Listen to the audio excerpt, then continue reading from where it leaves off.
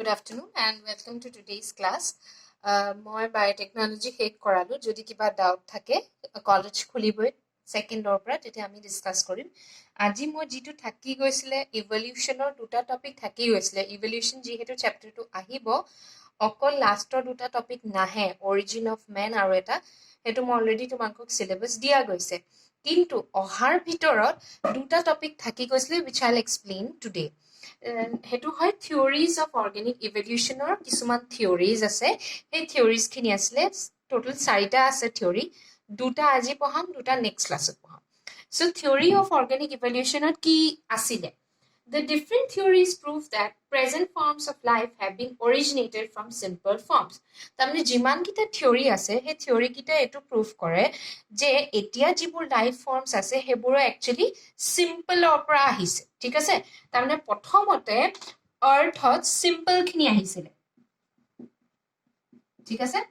Simple অৰ্গানিজমছ খিনি আহিছিল সৰু সৰু সিম্পল অৰ্গানিজম আছিল হে কিন্তু কি হৈ গল এতিয়া দিনৰ কমপ্লেক্স ফৰ্মলে চেঞ্জ হৈ গল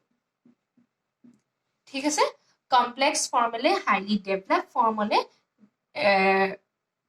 ফৰ্ম হৈ গল হেতুকে কি হৈ গল ইভলিউশন বুলি কয় যেনেকে আমাৰ এনসেস্টৰ্স বু কি হয় আমাৰ মানুহৰ এনসেস্টৰ্স বু কি হয় এপস হয় না হে এপস বুলাকৰ কি হৈ গল চেঞ্জ হৈ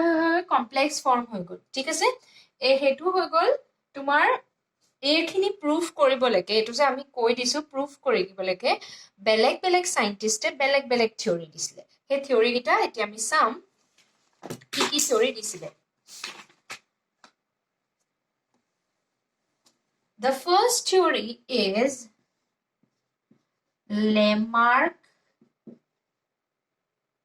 Lamarck's theory of inheritance of acquired characters. প্ৰথমটো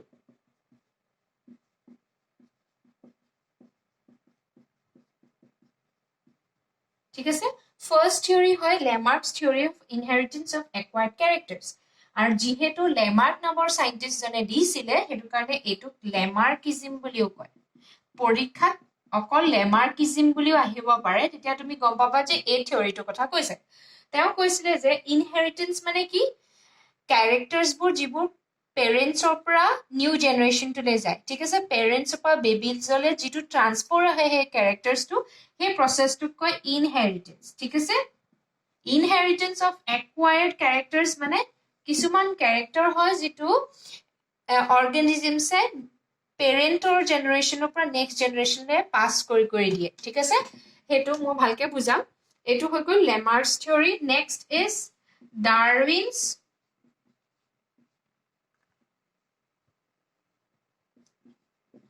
Darwin's theory of natural selection.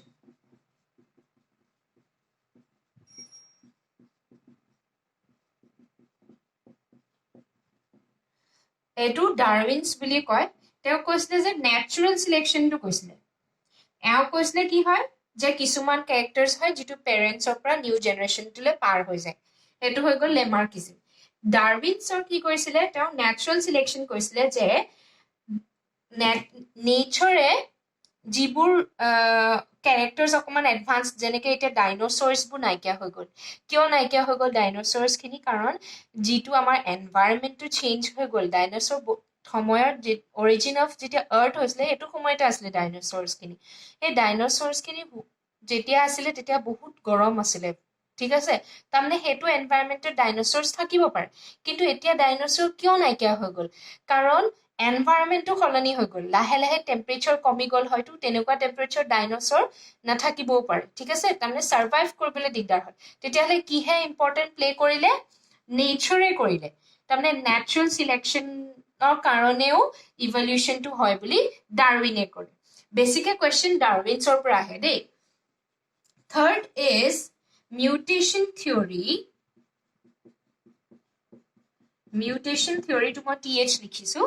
by Hugo de Veris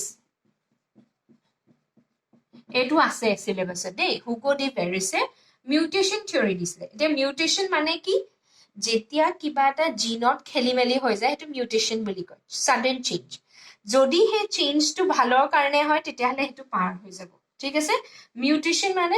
sudden change in the gene mutation change তেওঁ কৈছিলে আৰু লাষ্ট আছিলে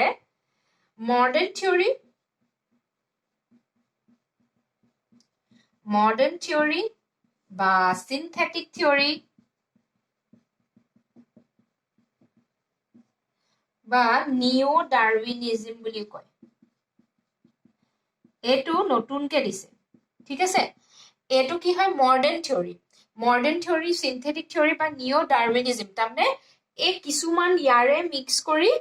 এইটো বনাই দিছে ঠিক আছে উইথ প্ৰুফ দিছে নিও ডাৰউইনিজম মানে নতুনকে ডাৰউইনৰ কনসেপ্টটোৱে হয় খালি অলপ বেলেগকে এক্সপ্লেইন কৰা হৈছে সো চাৰিটা থিওৰি আমি পালো দুটা আজি পঢ়িম দুটা নেক্সট ক্লাছত পঢ়িম so first will start with Lamarck's theory so আমি start কৰিম with Lamarck's theory or inheritance of acquired characters. Inheritance or অৰ্থটো বুজি পাইছা inheritance means passing on of characters. Parents or পৰা next generation to কৈছো দেই parents or পৰা babies to হ'ল next generation. So parents or পৰা যেতিয়া next generation characters transfer হয় সেইটো কয় inheritance of acquired characters. Acquired মানে নতুনকে characterটো যিটো বেবিয়ে parents or পৰা লৈছে ঠিক আছে এতিয়া আহি গ'ল এই থিওৰিটো কোনে দিছিলে তেওঁ দিছিলে জিন বেপ্টিষ্ট ডি লেমাৰ্ক 1809 দিছিলে কিতাপত পাই যাবা জিন বেপ্টিষ্ট তেওঁ মেইন খিনিয়ে মই কৈ দিছো যে অৰ্গেনিক ইভলিউশনটো কি থিওৰি দিছিলে যে certain factors that govern evolution postulates বুলি কয় পৰীক্ষাত যদি আহে write the postulates of Lamarck's theory postulates মানে তেওঁ কি ফেক্টৰ দি থৈ গৈছে কৈছে যে এই ফেক্টৰ গিটাৰে কি কৰে ইভলিউশনটো ইম্প্যাক্ট কৰে ঠিক আছে ইভলিউশনটো ইম্প্যাক্ট কৰে প্ৰথম হৈ গ'ল ইনফ্লুয়েন্স অফ এনভায়ৰনমেন্ট ঠিক আছে এটা এনভায়ৰনমেন্টে কি ইনফ্লুয়েন্স কৰে হেতু ওপৰত যেনেকে ডাইনোসৰটো নাইকিয়া হৈ গ'ল তাৰমানে কি এনভায়ৰনমেন্টটো কি হৈ গ'ল গৰমৰ পৰা ঠাণ্ডা হোৱা লগে লগে ডাইনোসৰছ নাইকিয়া হৈ গ'ল তাৰমানে হেতু কোনে কৰিলে চেঞ্জটো এনভায়ৰনমেন্টে use and disuse of organ inheritance of acquired characters and speciation মই এটা ভালকে এটা এক্সাম্পল দি বুজাই দিম ধৰি লোৱা এতিয়া জিৰাফৰ এক্সাম্পল লৈছো জিৰাফটো একচুয়ালি কি হয় প্ৰথমতে জিৰাফ নাছিলে জিৰাফটো এটো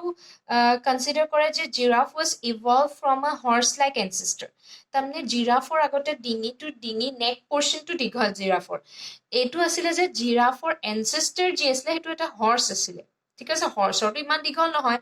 তাৰ মানে হৰ্সৰ হেখিনি চেঞ্জ হৈ পেলাই জিৰাফ বনিছে ঠিক আছে so জিৰাফটো it's not visible so giraffe ki hoy giraffe was evolved from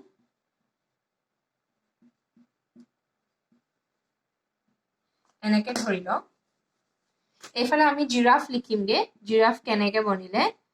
ইয়াত হ'ব হৰ্স লাইক এনসেস্টাৰ হৰ্সটো নিচিনা দেখিবলে হৰ্স লাইক এনসেস্টাৰ ঠিক আছে এই হৰ্স লাইক এনসেস্টাৰটো কি হল হেতু টাইমত এনভায়ৰনমেন্ট চেঞ্জ হল এনভায়ৰনমেন্ট চেঞ্জ হোৱা লগে লগে কি হৈ গ'ল যে আগৰ দিনত তেতিয়া সময়ত গছ গছনিবোৰ সৰু আছিল শৰ্ট প্লান্টস আছিল হেতু কাৰণে আৰামছে হৈ গ'ল এনভায়ৰনমেন্টল কি হৈ গ'ল যে টল ট্ৰিজ বোৰ আহি গ'ল ওখ গছবোৰ আহি গ'ল তেতিয়া টল ট্ৰিজ হোৱা লগে লগে হেতু এটা এনভায়ৰনমেন্টল চেঞ্জ হৈ গ'ল এতিয়া এই এনসেস্টাৰে অকল ট্ৰিজৰ পাতখিনি খায় আৰু যিহেতু গছ গছজোপা ওখ হৈ গ'ল কিন্তু হিটো পাতে খাব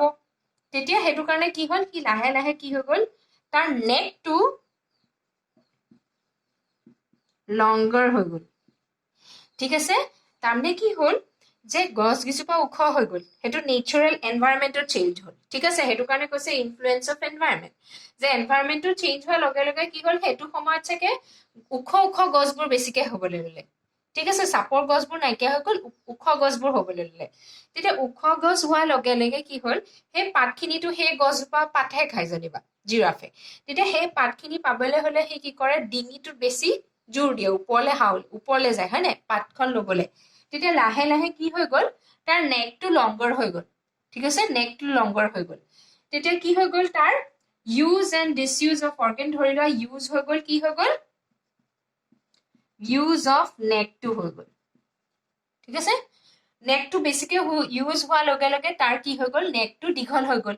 তে দীঘল হোৱাৰ লগে লগে কি হৈ গ'ল তেনেকে নেক্সট জেনেৰেশ্যনলৈ যেতিয়া সেই দুটা ৰিপ্ৰডাকশ্যন হ'ল তেনেকুৱা দীঘল নেক থকা জিৰাফ যিটো আছিলে সেইটো ৰিপ্ৰডাকশ্যন হোৱাৰ লগে লগে নতুন অৰ্গেনিজম যিটো হ'ল সেইটো দেখিলে যে নতুনটোৰ জন্ম হওঁতে নেকটো দীঘল তাৰমানে কি হ'ল নেক চেঞ্জ দীঘল হোৱা কেৰেক্টাৰটো কি হৈ গ'ল নতুন জেনেৰেশ্যনটোলৈ পাছ হৈ গ'ল সেইটোকে ক'লে জিৰাফ ওকে ইয়াৰ জিৰাফৰ কি হৈ গ'ল লং নেক আহি গ'ল তাৰমানে আমি কি পালো ইনফ্লুৱেঞ্চ অফ এনভাইৰনমেণ্ট পালো যে এনভাইৰনমেণ্টটো সলনি হ'ল কাৰণে তাৰ নেকটো সলনি হৈ গ'ল যিটো প্ৰথমতে চুটি আছিলে এতিয়া নেকটো দীঘল হৈ গ'ল কাৰণ ওপৰৰ গছৰ পাত খাব লাগিব তাৰপিছত ইনহেৰিটেন্স অফ একুৱাৰ্ড কেৰেক্টাৰ মানে একুৱায়াৰ্ড মানে নিজে নিজে নতুন কেৰেক্টাৰ কি ল'লে লং নেক হ'ল নতুন কেৰেক্টাৰটো সেই কেৰেক্টাৰটো যিটো নতুন জেনেৰেশ্যনলৈ পাছ হৈ যায় সেইটোক কয় একুৱায়াৰ্ড কেৰেক্টাৰ চ' ইয়াত একুৱায়াৰ্ড কেৰেক্টাৰ কি হৈ গ'ল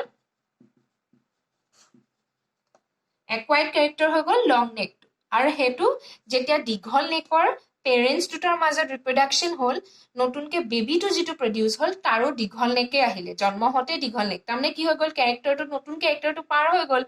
তেতিয়া সেই স্পিচিছটোক জিৰাফ বুলি ক'লে চ' তেতিয়া কি হৈ গ'ল নতুনকে স্পিচিছ এটা হ'ল নতুনকে স্পিচিছ হ'ল কাৰণে নতুনকে কেৰেক্টাৰ যিটো পাৰ হৈ গ'ল সেইটো কি হৈ গ'ল একুৱায়াৰ্ড কেৰেক্টাৰ তাৰমানে যিটো এই এনচেষ্টাৰটোৱে সলনি কৰি দিলে সেই কেৰেক্টাৰটো হৈ গ'ল একুৱায়াৰ্ড কেৰেক্টাৰ আৰু সেই কেৰেক্টাৰ যিহেতু নতুন জেনেৰেশ্যন মানে নেক্সট জেনেৰেশ্যনটোলৈ পাৰ হৈ গ'ল ঠিক আছে নেক্সট জেনেৰেশ্যনটোলৈ পাৰ হৈ গ'ল তেতিয়া সেইটোকে কয় স্পিচিয়েশ্যন তাৰমানে নতুন স্পিচিছ এটা হ'ল জিৰাফ আগতে নাছিলে জিৰাফ হৈ গ'ল চ' লেমাৰ্কে সেইটো কৈছিলে যে use and disuse of organ কৈছিলে তেনেকে ধৰি লোৱা এতিয়া তাৰ আৰু কিছুমান এক্সাম্পল আছে এতিয়া কিছুমান এক্সাম্পলছ আছে যিটোৱে এই থিয়ৰিটো ছাপোৰ্ট কৰে মানে প্ৰুভ কৰে প্ৰথমটো long neck of giraffe develop due to constant stretching of neck জিৰাফৰ এক্সাম্পল অলৰেডি মই ক'লো একুৱেটিক বাৰ্ডছ যেনে হাঁহ ঠিক আছে হাঁহ ৰাজহাঁহ তেনেকুৱাবিলাকৰ কি হৈ যায় উইংছখিনি ইয়াত ইউজ এণ্ড ডিসইউজৰ কথাটো আহি যায় use and disuse of organ এতিয়া হাঁহ বা ৰাজহাঁহ তেনেকুৱাবিলাকৰ কি হয় উইংছখিনি কাম নাই কাৰণ উইংছখিনি ইউজে নকৰে সেই অৰ্গেনটো ডিসইউজ হ'ল আৰু বেছিকে ইউজ কি হৈ গ'ল ৱেবকেইটা ভৰিকেইটা এতিয়া কি হৈ গ'ল একুৱেটিক বাৰ্ডছ মানে পানীত থকা birds develop webbed feet by stretching the skin between the toes তাৰমানে কি হৈ যায় কুকুৰা এনেকে ভৰিটো এনেকুৱা ঠিক আছে এই ভৰিটো কি হৈ যায় এই মাজৰ স্কিনটো ষ্ট্ৰেচ হৈ গ'ল কাৰণে সেই কেৰেক্টাৰটো নতুন কেৰেক্টাৰ হৈ গ'ল সেইটোকে কৈছে যিহেতু কিয় এনভাইৰনমেণ্টটো কি হৈ গ'ল সি পানীত থাকিবলগীয়া হ'ল কাৰণে তাৰ ভৰিটো চেঞ্জ হৈ গ'ল কিন্তু হাঁহ কুকুৰাৰ তেনেকুৱা নহয় কুকুৰাটো ডাইৰেক্ট অকল ফিটেই কাৰণ সি কি হয় সি মাটিত থাকে আৰু যিহেতু হাঁহ কি হয় বেছিকে পানীত থাকে এইটো এটা কেৰেক্টাৰ হৈ গ'ল এইটো পাছ হৈ গ'ল এইটো কি হৈ গ'ল ডিসইউজ কি হৈ গ'ল উইংছখিনি ডিসইউজ হৈ গ'ল আৰু ইউজ কি হৈ গ'ল বেছিকে এই ফিটটো এই ৱেবটো হ'লে নেক্সট আহিলে flightless birds wings reduce flightless birds মানে যিবোৰ বাৰ্ডছে নুৰে যেনে অষ্ট্ৰিচে কি কৰে ostrich is the fastest running bird মানে বেছিকে দৌৰিব পাৰে স্পীডত ফাষ্টেষ্ট ৰানিং বাৰ্ড হয় কিন্তু নুৰে অষ্ট্ৰিচ নুৰে সেইটো কাৰণে কি হৈ গ'ল অষ্ট্ৰিচৰ যিখন উইংছ আছিলে উইংছখিনি সৰু হৈ গ'ল আৰু লেগছখিনি দীঘল ঠিক আছে অষ্ট্ৰিচ তাৰমানে সেইটো লেমাৰ্কছে কৈছে যে যিহেতু অষ্ট্ৰিচে কি হৈ গ'ল ইউজ এণ্ড ডিসইউজ অফ অৰ্গেনটো দেখাই দিলে নেক্সট মাসল অফ এক্সটাৰ্নেল ইয়াৰৰ পিনা অফ মেনাৰ ৰিজিউজ তাৰমানে আমাৰ এই কাণখনৰ এক্সটাৰ্নেল ইয়াৰটো কি হৈ গ'ল সৰু হৈ গ'ল বা কাম নাই এই বাহিৰ দুখৰ কাণৰ আমাৰ বাহিৰ দুখৰ একো কাম নাই ঠিক আছে কাৰণ মেইন ইণ্টাৰনেল ইয়াৰ্ছৰে কাম হয় এতিয়া কি হৈ গ'ল সেইটো কাৰণে কি হৈ গ'ল এই কেৰেক্টাৰটো কি হৈ গ'ল আগৰ আমাৰ এনচেষ্টাৰৰ পৰা সেইটো পাছ হৈ আহিলে তাৰমানে এই কেৰেক্টাৰটো কাণৰ কেৰেক্টাৰটো কি হৈ গ'ল নতুন কেৰেক্টাৰ যিহেতু এনভাইৰনমেণ্টটো চেঞ্জ হ'ল কাৰণে সেই বস্তুটো পাছ আহিলে আৰু এইটো আমাৰ কাম নাই ভেষ্টিজিয়েল অৰ্গেনছ হয় তেনেকে কিন্তু কুকুৰ বা ৰেবিট হেবিলাকৰ কি হৈ গ'ল কাণখন দীঘল হয় তাহাঁতৰ কি হৈ গ'ল সেইটো কাৰণে বেছিকে শুনিব পাৰে আৰু সেইটো ফাংচনেল হয় so these are the examples হয় যিবোৰে কি কৰে অৰ্গেনিক ইভলিউশনটো সাপোৰ্ট কৰে এতিয়া লেমাৰ্কছ থিয়ৰীৰ ক্ৰিটিচিজম মই আগৰটো লিখাইছিলো প্ৰস্টুলেটছ মানে ইম্পৰ্টেণ্ট ফেক্টৰ্ছখিনি ক্ৰিটিচিজম মানে অপজিটছখিনি কিছুমানে অপ'জ কৰি দিলে তেওঁৰ থিয়ৰীটো মানি নললে কিছুমানে ক্ৰিটিচিজম পৰীক্ষাত আহিব পাৰে কাৰণে লিখাই দিছো এবাৰ নিউ চিলেবাছ কি আহে ঠিক নাই সো ক্ৰিটিচিজমত কি আছিলে পেভনম নামৰ এজন ৰাছিয়ান ফিজিঅলজিষ্ট আছিলে train mice to come for food তাৰমানে কি কৰিলে তেওঁ নিগনিক ট্ৰেইনিং দিলে এটা বেল বজাই দিয়ে আৰু বেলটো বজোৱাৰ লগে লগে নিগনিকেইটা আহি ফুড থৈ দিয়ে ফুড খায় তেনেকে সেইটো ট্ৰেইনিং দিলে ঠিক আছে নিগনিক তেনেকে সেইটো ট্ৰেইনিং দিয়া পেলাই কি কৰিলে তেনেকে বেলটো বজাই দিয়ে মাইছকেইটা আহি ফুডটো খাই দিয়ে ট্ৰেইনিং কৰাৰ লগে লগে তাহাঁতি সেইটো হ'ল ঠিক আছে পাৰি গ'ল তাৰপিছত তাহাঁতৰ মাজত যেতিয়া ৰিপ্ৰডাকশ্যন হয় তেতিয়া দেখিলে যে নেক্সট জেনেৰেশ্যনটো যিটো বেবী হ'ল সেই বেবীটো আকৌ বেলটো বজাইছিলে সি আকৌ খাবলৈ নাহে তাৰমানে কি হৈ গ'ল তাহাঁতি যিটো প্ৰথম পেৰেণ্টছ গিটাই যিটোৱে ট্ৰেইনিং লৈছিলে তাৰমানে পেৰেণ্টছ ৰেট গিটা যিকেইটাই কি লৈছে ট্ৰেইনিং লৈছিলে for food on ringing the বেল এইটো হাঁহিবলগীয়া নহয় কাৰণ এইটো ইম্পৰ্টেণ্ট এক্সপেৰিমেণ্ট হয় এতিয়া যিকেইটা পেৰেণ্টছ ৰেট আছিলে তাহাঁতক ট্ৰেইনিং দিলে কি বেলটো বজালে তাহাঁতি ফুড খাবলৈ আহে কিন্তু যেতিয়া এই পেৰেণ্টছৰ মাজত কি হৈ গ'ল মেল ফিমেলৰ ৰিপ্ৰডাকশ্যন হ'ল ঠিক আছে male female guitar training already পাই থৈছে ইহঁতৰ ৰিপ্ৰডাকশ্যন হোৱাৰ লগে লগে কি হৈ গ'ল বেবী ৰেট প্ৰডিউচ হ'ল আৰু সেইকেইটাই কি হৈ গ'ল এই কেৰেক্টাৰটো নাই নো কেৰেক্টাৰ ঠিক আছে এইটো প্ৰুফ কৰিলে যে এইটো এনভাইৰনমেণ্টত ইনফ্লুৱেঞ্চ অফ এনভাইৰনমেণ্ট আছিলে প্ৰথম কেৰেক্টাৰটো যে যদিও বেলেগকে শিকাই দিলে বস্তুটো কিন্তু সেই ইনভাইৰনমেণ্টটো শিকোৱাৰ কাৰণে তাহাঁতি এইটো শিকিলে ফুড কেনেকে ল'ব লাগে বেলটো বাজিলে কিন্তু এই বস্তুটো নেক্সট জেনেৰেশ্যনটোলৈ পাৰ হৈ যাব লাগিছিলে কিন্তু পাৰ হৈ নগ'ল এইকেইটাৰ ট্ৰেইনিং নহ'লে চ' ইট ইজ নট নেচেচাৰী যে এনভাইৰনমেণ্টৰ কাৰণে কেৰেক্টাৰ স্পাৰ্চ হৈ যাব চ' এইকেইটা হৈ গ'ল criticism now will move on to Darwin So theory of natural selection আৰু এইখন কোনে দিছিলে Charles Robert Darwin Charles Robert Darwin যেতিয়া 22 ইয়াৰ্ছৰ আছিলে তেতিয়া তেওঁ এখন শিপত the ship name was বিগলৰ কথা এন্ট্ৰেন্সত আহে দেই ভয়েজত গৈছিলে ঠিক আছে for 5 years ঠিক আছে 22 ইয়াৰ্ছৰ বয়সত এতিয়া আমাৰ ফটোখনত বুঢ়া নিচিনা মানুহ এটাৰ ফটো দিয়া আছে চাৰ্লছ ডাৰউইন কিন্তু তেওঁ 22 ইয়াৰ্ছ হৈ থাকোঁতে তেওঁ ভয়েজ বিগল নামৰ এখন শিপত ভয়েজত গৈছিলে ভয়েজ মানে গৈছিলে এক্সপ্ল'ৰ কৰিবলৈ গৈছিলে আৰু সেই শিপখনৰ নামটো বিগল আছিলে যিটো পৰীক্ষাত নিটৰ এন্ট্ৰেন্সত সুধে আৰু কিমান বছৰৰ কাৰণে গ'ল 5 ইয়াৰ্ছৰ কাৰণে গ'ল আৰু he observe different plants and animals ঠিক আছে বেলেগ বেলেগ আইল্যান্ডলৈ গ'ল ওশানছ পাৰ হ'ল গ্যালাপাগোছ আইল্যান্ড গ'ল তেতিয়া তেওঁ বেলেগ বেলেগ প্লান্টছ আৰু এনিমেলছ খিনি অবজাৰ্ভ কৰিবলৈ ল'লে আৰু তাৰ পিছত তেওঁ ঘূৰি অহা পিছত তেওঁ কি কৰি দিলে এটা থিয়ৰী দিলে which is called theory of natural selection ঠিক আছে আৰু তেওঁ এখন কিতাপ লিখিলে এই কিতাপখনৰ নাম আছিলে wrote a book named Origin of Species which is very important in biology ঠিক আছে biology সাবজেক্টৰ কাৰণে ডাৰউইনৰ যিখিনি এক্সপেৰিমেন্টছ বা ডাৰউইনে যিখিনি কনক্লুজনছ দি থৈ গৈছিলে সেইখিনি বহুত ইম্পৰ্টেণ্ট হয় সো তেওঁ কৈছিলে যে স্পিচিজ evolved by natural selection তেওঁ কৈছিলে যে নেচাৰে নিজে নিজে সিলেক্ট কৰে কোনটো অৰ্গানিজম সাৰ্ভাইভ কৰিব আৰু কোনটো নকৰে তেওঁ হেতু কৈছিলে এ natural selection or survival of the fittest বুলি কয় survival of the fittest মানে যিবোৰ অৰ্গেনিজম সবতকে ফিট হৈ থাকে তাহাঁতিহে সাৰ্ভাইভ কৰে আৰু বাকিখিনি গুচি যায় বাকিখিনি নাইকিয়া হৈ যায় সেইটো কাৰণে আমাৰ কি হয় যে আৰ্থটোত কি হয় ব্যালেন্স হৈ আছে ঠিক আছে কিয় ব্যালেন্স হৈ আছে যে কিছুমান অৰ্গেনিজম যোনখিনি অকমান ভাল এডভান্টেজ আছে তাহাঁতি জীয়াই থাকে আৰু বাকিখিনি নাইকিয়া হৈ যায় কাৰণে আমাৰ পপুলেশ্যনটো কন্ট্ৰোল হৈ থাকে বুলি কৈছে ইয়াৰ পস্তুলেটস কিটা এতিয়া আমি ভালকে পঢ়িম so first postulate তেওঁ দিছিলে is prodigality of reproduction prodigality of reproduction মানে কি মই কৈ দিম প্ৰথমতে এক্সাম্পলস দুটা চাই লোৱা যে স্যালমন ফিশটো হয় যেটো স্যালমন ফিশ অৰেঞ্জ কালাৰ এই স্যালমন ফিশটোৱে এটা সিজনত কিমান দিয়ে 28 মিলিয়ন এগস প্ৰডিউস কৰিব পাৰে তেনেকে অয়েস্টাৰ মানে ক্ৰেব নিচিনা অয়েস্টাৰ এটাই 6 মিলিয়ন এগস প্ৰডিউস কৰিব পাৰে তাৰমানে কিমান এগস প্ৰডিউস কৰিব পাৰে ইমানে কৰে যে গুটে তেনেকে যদি কেবাটাও প্ৰডিউস কৰে গুটে ওশেনখন দেখোন মাছে মাছে হৈ যাব মাছ নাই গুটেখন হৈ যাব তেনেকে পেৰামেচিয়ামত কি হৈ যায় পেৰামেচিয়নত